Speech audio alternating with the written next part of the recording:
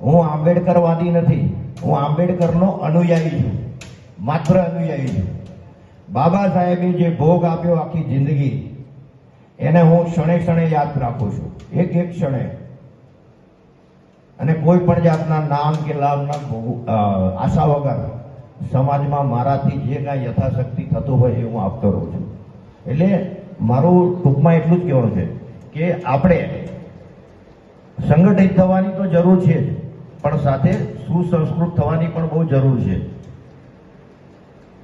બીજા સમાજની આગળ આપણે એનાથી દૂર થવું એવું પણ હું નથી કહેતો.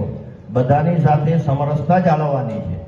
બાબા સાહેબ આંબેડકર સમાનતાનું પ્રતીક છે, એટલે આપણે બધાને જ સરખા ગણવાના, બધા આપણી સાથે બોલે ચાલે.